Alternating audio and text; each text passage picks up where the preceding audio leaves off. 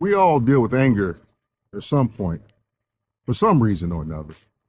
But have you ever stopped and wondered, what does anger really come from? What's the real reason for anger? It's an emotion. We all feel it from time to time. But have you ever stopped and analyzed that? Why do I feel angry? The answer to that question might surprise you. So welcome back to the channel. I am Sherman Rivers, and in this video, I'm going to simplify anger. Why we become angry.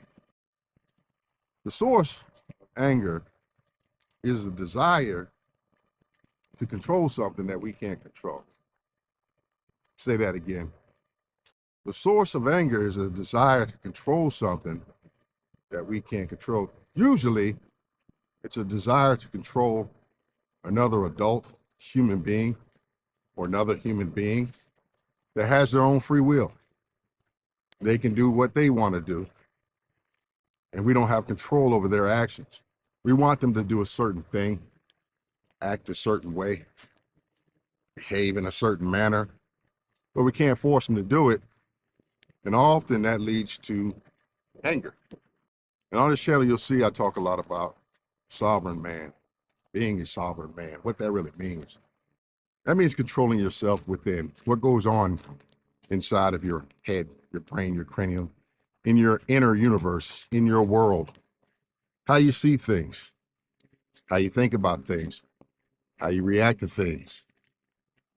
That's your control. That's your power. Outside of that, we have this physical world that we live in. And I hate to say it, but it's not a whole lot in this world that we can actually really control. It tends to make us angry. But that being said, it's bad enough that you can't control the world, I guess. But it's even worse when you can't control yourself. The one thing that you should be able to control, one thing you got a shot at controlling, you can't control that yourself. Now you got a problem. Now you're angry. An angry man can't be a sovereign man because a sovereign man is in control. And since you're angry and you've lost control, how can you be sovereign? How can you be in control and out of control at the same time? Now you're subjecting yourself to these outside forces, and they're literally controlling you. However, there's an answer for that.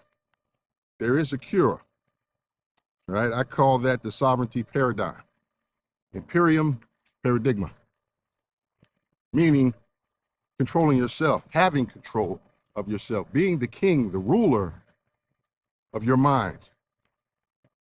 And there's three ways, or three things, three tenets that we need to follow, understand, utilize, whatever word you want to use, in order for that to happen. The first is acceptance. When you get angry about something that's happened that you can't control and you can't change, you got two choices.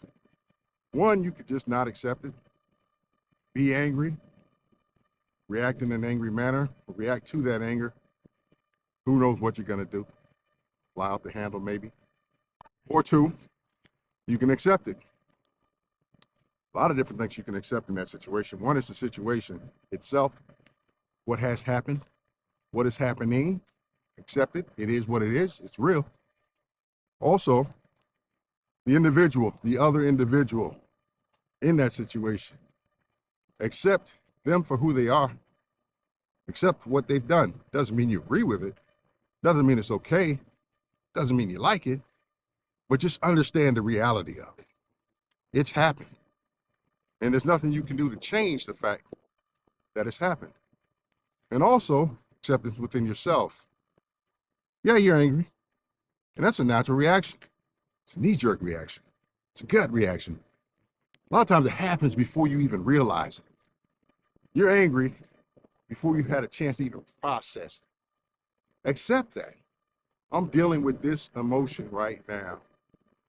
And that gives you an opportunity to take control. It's not too late.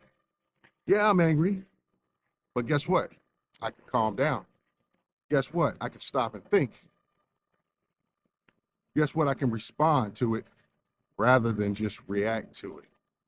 So acceptance is the first key. It's the first tenet.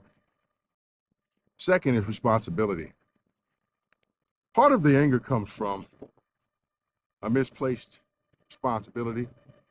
You may feel as though you're responsible for something that you didn't have any control over. And also, you might feel like you're responsible for some outcomes of that situation that you didn't have any control over, beyond where your true responsibilities actually lie. Someone else has made a mess. You're pissed off because you figure, now I got to clean this up. But is that true? Remember, don't do things for other people that they can and should do for themselves. Sometimes after something goes left, there's this little thing called restitution, making it right, indemnification. There's a ton of different words for that. But sometimes the perpetrator has to do something to at least try to fix the situation, make it better, make somebody whole if need be. A lot of different scenarios there. But that's their responsibility, not yours. They made the mess. Let them clean it up, at least to the extent possible. So now you have to weigh the responsibilities. What's your responsibility? In many cases, you may find out that you don't really have any. And often you'll find out that you have less responsibility than you think you do. And that makes things a whole lot easier when you really stop and take the time to sort that out. And then the third tenet, free will.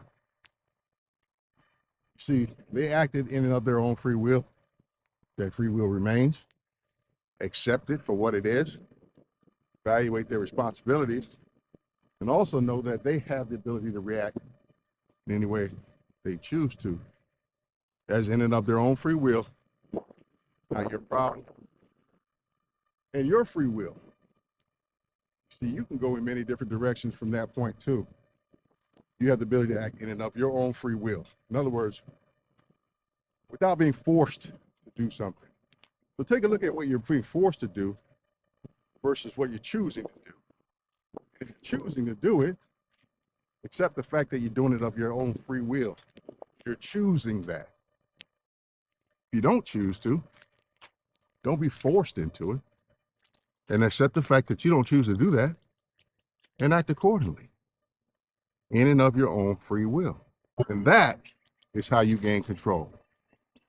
Maybe not control of them, maybe not even control of the situation, at least not yet.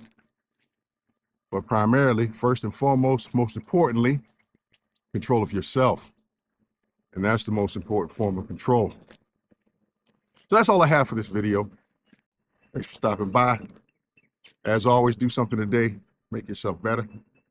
Now the day goes by that I don't do something to make myself better. And if I know anything, I know this. When we become better people, our world becomes a better place. See you on the next one. Peace.